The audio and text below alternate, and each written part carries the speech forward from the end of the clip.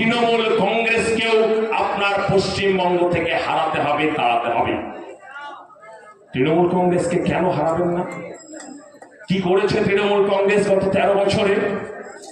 গত 13 বছরে তৃণমূল কংগ্রেস আপনার রাজ্যে চাকরি দেয়নি কাউকে। আর উল্টো দিকে আপনারা যারা গরিব মানুষ, কেউ ছোট দোকান চালিয়ে 200 টাকা রোজগার করেন, কেউ টোটো চালিয়ে 300 টাকা রোজগার করেন, তার আপনার কষ্টের টাকায় আপনার ছেলে মেয়েরা লেখাপড়া শিখেছে। আপনি ভেবেছেন আপনার ছেলে মাস্টার হবে, ডাক্তার হবে, আপনার মতো আর পরিশ্রম করতে হবে না।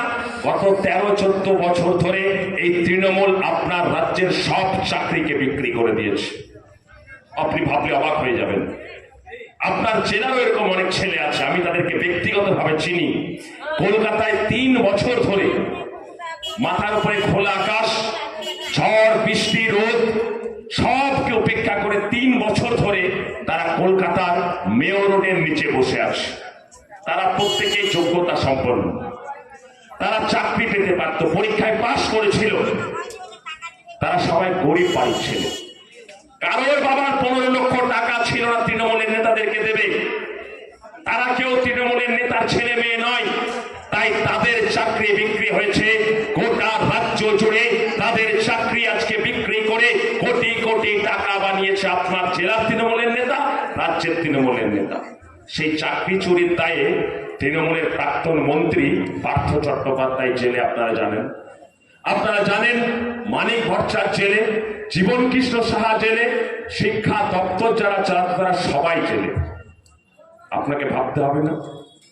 আপনি ভাববেন না শুধুমাত্র তৃণমূলকে চালচোর বলে চিৎকার করলে হবে?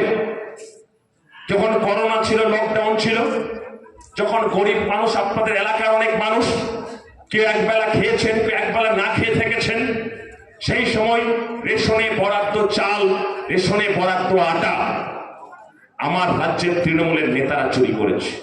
1700 কোটি টাকার বেশি রেশনের চাল আর আটা আমার রাজ্যের তৃণমূলের নেতা জ্যোতিপ্রিয় মল্লিক, যে খাদ্যমন্ত্রী ছিল, তার নেতৃত্বে গোটা রাজ্য জুড়ে রেশনের চাল আটা চুরি হয়েছে।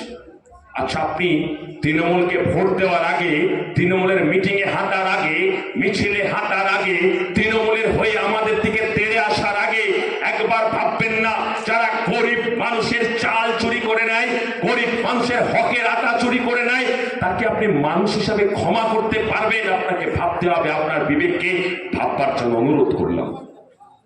আজকে গোটা